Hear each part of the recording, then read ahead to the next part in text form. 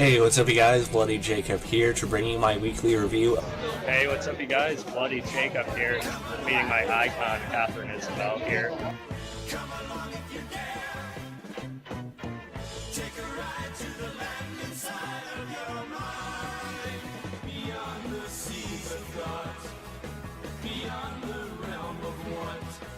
Across the streams of hopes and dreams where things are really not. Come along if you can. Come along if you dare. Have a good one. Cheers, guys. Side of your mind, but please realize you'll probably be surprised.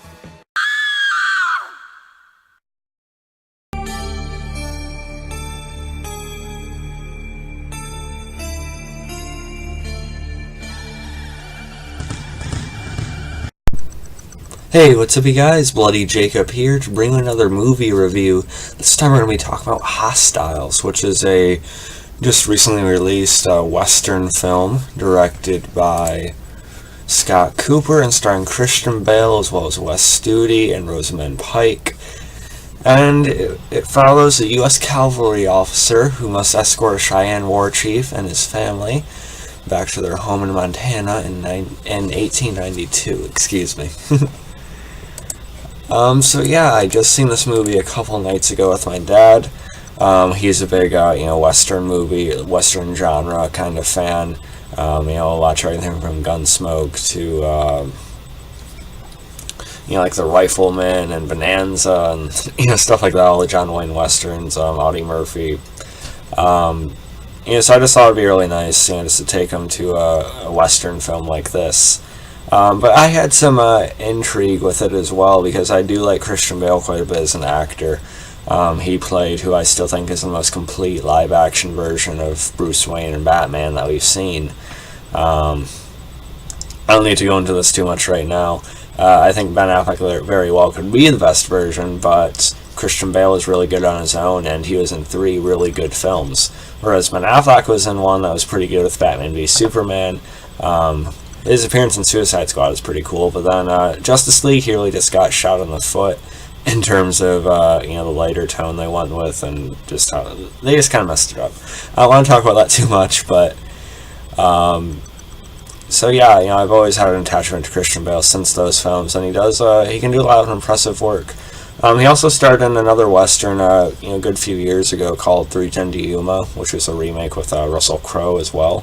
And that one is pretty good. It's always been one I've liked quite a bit.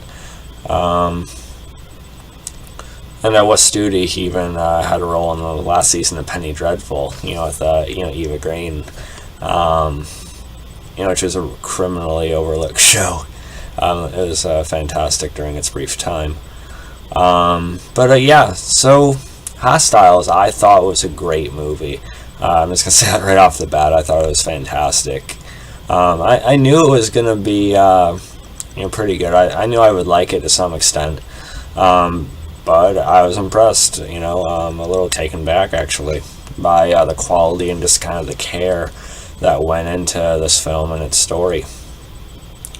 Like I said, Christian Bale, he plays a U.S. cavalry officer. And he's been at this. He's been involved in this back and forth war and conflict with natives and various other incidents. For a good number of years now. So he's very weathered. He's very jaded and just kind of worn down by it all. And then you have Studi, who is named Yellow Hawk in this movie. He's a Cheyenne chief, like I said. So they're on like 2 very different ends of the stick here. But of course, conflicts like these in history, they're always very, very morally gray, and that's something that this movie depicted really well. No one just feels like a stereotypical, straight up villain just to be, the bad guy or anything like that. It feels very real with the way they look at it from both perspectives. I mean, the first scene, it's intense. It definitely sets the vibe of the film well when family is attacked by a Comanche war party. so paints them in a certain light, but then the very next scene you see how some of these U.S. officers or troops are treating certain captives that don't really fully deserve it. So yeah, it very much goes both ways, and it's very much morally gray for both of them, and I thought that was really well done. And Christian Bale's character, Joseph, he has a personal tie to Studi's Yellow Hawk.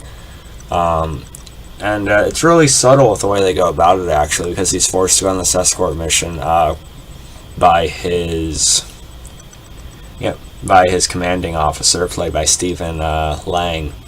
It was really cool to see Stephen Lang in this as well. Of course, he was on Terra Nova. He was in a really, really good Don't Breathe recently, this in 2016. He's done a lot of other stuff as well. It was nice to see him in here. But he's forced to go on this, so it's automatically just a really, really awkward situation, to say the least, and it's very tense. But it's not melodramatic at all. It doesn't force these issues in sort of Hollywood kind of typical ways. There's no big confrontation or screaming match or big fight scene between the two or anything like that. It's done and it's laid out with really well acted bits of dialogue, throughout the film, which I was really impressed by. And it takes just one or two conversations towards the later part of the movie to kind of illustrate how they both see the world and themselves at this point.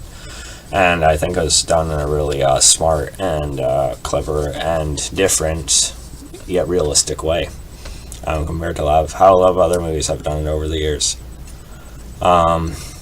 Christian Bale, he gives a great performance in this one. It's honestly one of the strongest performances I've seen from him. Maybe his best I've seen, perhaps. I'm not sure. Studi does a really nice job. He doesn't really get a whole lot to say, but it's kind of appropriate that he doesn't. But he is definitely pretty good as well. Rosamund Pike, I thought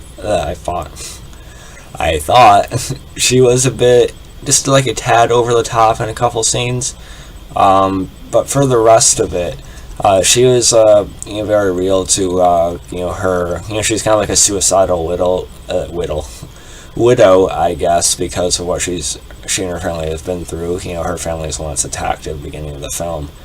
Like I said, a couple times she feels a bit over the top and a little bit fake, but as it goes on, she really shows just how just her own talent as an actress, and just how reserved and sort of just the subtle effects in her expressions because of what she's been through. She does an increasingly good job as it goes along, I think.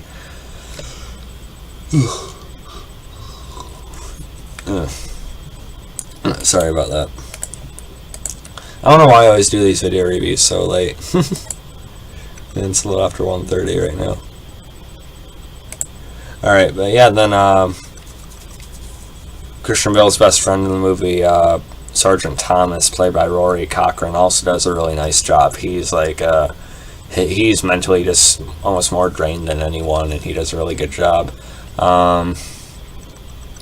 You have Ben Foster in this movie as well. He's a criminal. And it's ironic because he was also in 3:10 with Christian Bale. And even out of an appearance from Scott Wilson as a man named Cyrus. He's this sort of corrupt. He's this corrupt sort of landowner, gang member pretty much. Scott Wilson, of course, known for, The Walking Dead these days, as Herschel. So you see him in this, although very briefly towards the end. Let's see. They also had Adam Beach in this, playing Studi's son in this movie. Black Hawk, he was Slipknot in Suicide Squad, which is kind of funny. But he does fine here. He's not given a whole lot of time. But he's not bad. Although he does get infinitely more time than he did in Suicide Squad, if you've seen him in that. But yeah. So overall, this is a really, really good movie. The performances are all around great, especially from Christian Bale, but also Studi. The best thing about it is just, like I said, the care and just how real it is to taking a look at these conflict between these men, and whether they can sort of put that aside and deal with the treacherous circumstances of their travels, or not. And yeah, so I thought this was, like I said, it was really good, really well done. I'm giving it an A. It's one of the best movies I've seen in a while, honestly, and kind of an early favorite of 2018 so far, I think. It doesn't have like the biggest release in the world. It's getting some showings now, but it's not going to be in theaters for too long, I don't think. So if you get a chance, definitely see it. It's definitely might be my favorite or best movie I've seen so far that's come out this year. So yeah, it's only January, but still, it's going to be really hard for anything to top this kind of movie this is. There's also some fairly intense fight or shootout sequences too, but it's used sparingly, and I think it was really driven by characters. So yeah, follow me on Facebook, Twitter, subscribe. I'll catch you guys next time. Peace.